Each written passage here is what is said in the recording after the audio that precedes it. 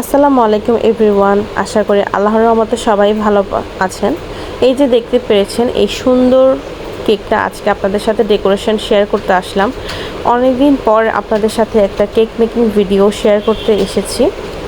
আজকে আমার অর্ডারে ছিল 1 পাউন্ডের ম্যাঙ্গো স্পঞ্জ কেক। তো আমি কেকটাকে আগে রেডি করে নিয়েছি, আর ম্যাঙ্গো স্পঞ্জ কেকের রেসিপিটা অলরেডি আমার চ্যানেলে আগে থেকে দেওয়া আছে।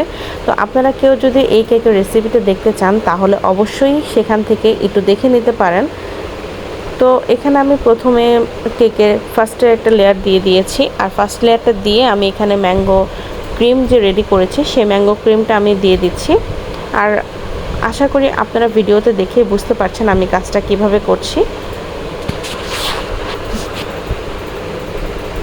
অবশ্যই কিন্তু কেক রেডি করার ক্ষেত্রে বেশি পরিমাণে ক্রিম দেওয়া যাবে না, এটা আমি আমার প্রতিটা ভিডিওতে আপনাদেরকে বলে থাকি। অবশ্যই পরিমাণ মতো আপনারা ক্রিম দিবেন, এতে করে কিন্তু কেকের টেস্টটা ভালো লাগে। যদি কেকের লেয়ারে থেকে কেকের ক্রিমের পরিমাণটা বেশি হয়ে যায় সেক্ষেত্রে কিন্তু কেকের টেস্টটা খারাপ হয়ে যায় আর খেতেও ভালো লাগে না। তো প্রতিটা লেয়ারে আমি সুন্দরভাবে সুগার সিরাপ দিয়ে তারপর ক্রিম দিয়ে সুন্দর করে কেকটাকে রেডি করে নিচ্ছি। আর আপনাদের অনেকেরই একটা কমন কোশ্চেন আমার কাছে থাকে যে আমি কোন ক্রিমটা দিয়ে কেকের কাজ করে থাকি। আর আমি এটা অনেককে কমেন্টে জানিয়েছি যে আমি ভিভো রেড ক্রিমটা দিয়ে কেকের কাজগুলো করে থাকি। আর এই ক্রিমটার টেস্টটা যেমন ভালো, আর এই ক্রিমটা স্টিপ হয় অনেক সুন্দর। আর যখন আমরা রোজ মেকিং করি বা কোনো ফ্লাওয়ার মেকিং করি এই ক্রিমটা দিয়ে কাজ করতে অনেক বেশি কমফোর্টেবল হয় আমার কাছে।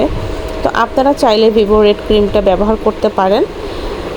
তো দেখতেই পেরেছেন আমি কেকটাকে সুন্দর করে ক্রাম কোট করে তারপর ফ্রিজে আধা ঘন্টার জন্য সেট করে নিয়েছি। এরপরে আমি পুরো কেকটাকে হোয়াইট কালার ক্রিম দিয়ে কভার করে নিব, যেহেতু আজকে আমার কেকের বেসটা থাকবে হোয়াইট কালার সেজন্য।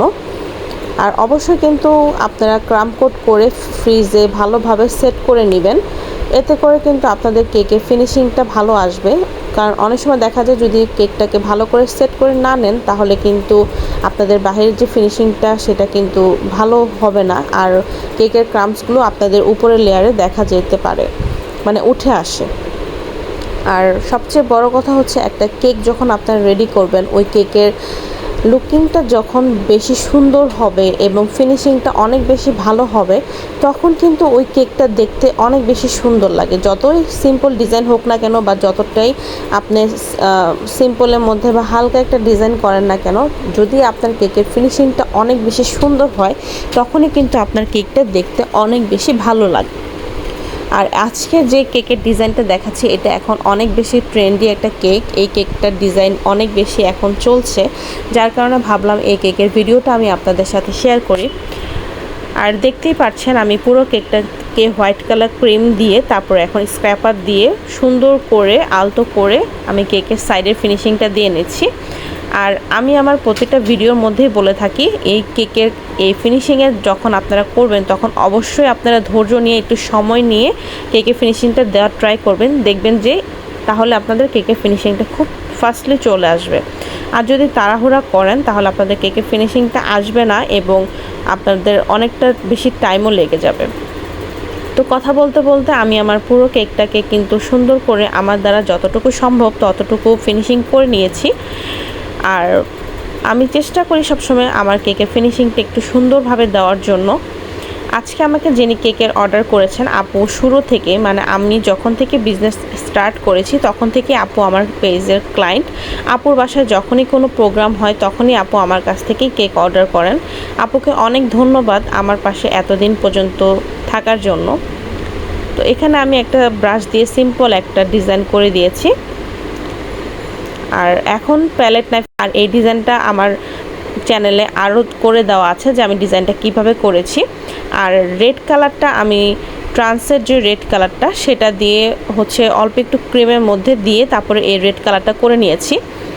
আর এই ডিজাইনটা করার ক্ষেত্রে অবশ্যই আপনারা আগে ব্রেড নাইফ দিয়ে কেকের উপরে একটু মার্জিন টেনে নেবেন, এতে করে কিন্তু আপনাদের কেকের যখন আপনারা এই গানাশটা, মানে এটা হচ্ছে চকলেট শুধু মেল্ট করে নিয়েছি, মানে গানাশ না, র চকলেট যেটা সেটাকে আমি মেল্ট করে পাইপিং ব্যাগের মধ্যে দিয়ে নিয়েছি। তো যখন আপনারা এই কাজটা করবেন তখন আপনাদের লাইনের ড্রটা করার সময় একদম সুন্দর স্মুথ হবে, কোনো আঁকাবাঁকা হবে না। তো অবশ্যই কিন্তু আপনারা আগে একটু মেজারমেন্টটা করে নেবেন, এতে করে আপনাদের ডিজাইন করার ক্ষেত্রে অনেক বেশি সুবিধা হবে।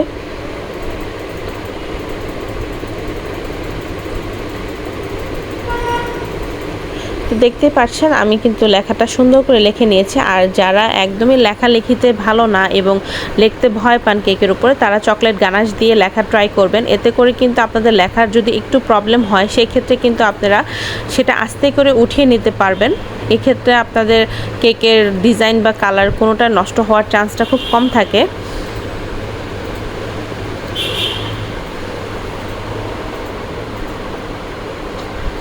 এখন আমি পুরো কেকের সাইডের ভিতরে গোল্ডেন লিফ দিয়ে ডিজাইন করে দিচ্ছি।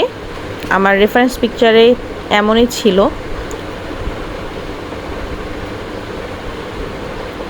আর এই কাজটা করার সময় খুব সাবধানে করতে হয়, না হলে হচ্ছে কেকের সাইডের যে বর্ডারটা যদি বেশি চাপ লেগে যায় তাহলে কেকটা দেখতে ভালো লাগে না, আঁকাবাঁকা হয়ে যায়।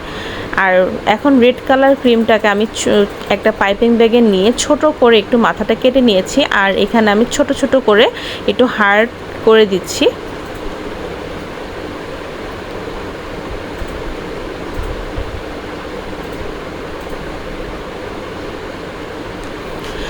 আপনারা সবাই আমাকে অনেক কমেন্ট করেন এবং আমাকে অনেক ভালোবাসা দিয়েছেন, এজন্য আপনাদের সবাইকে অসংখ্য ধন্যবাদ। আর যারা যারা আমার ভিডিওটা দেখছেন আর এখনও আমার চ্যানেলটি সাবস্ক্রাইব করেননি, তারা প্লিজ আমার চ্যানেলটিকে সাবস্ক্রাইব করে আমার পাশে থাকবেন। এই তো রেডি হয়ে গিয়েছে আমার আজকের কেকটা। আমার আজকের কেকের ডিজাইনটা আপনাদের কাছে কেমন লেগেছে সেটা অবশ্যই আপনারা আমাকে কমেন্ট করে জানাবেন। ধন্যবাদ সবাইকে।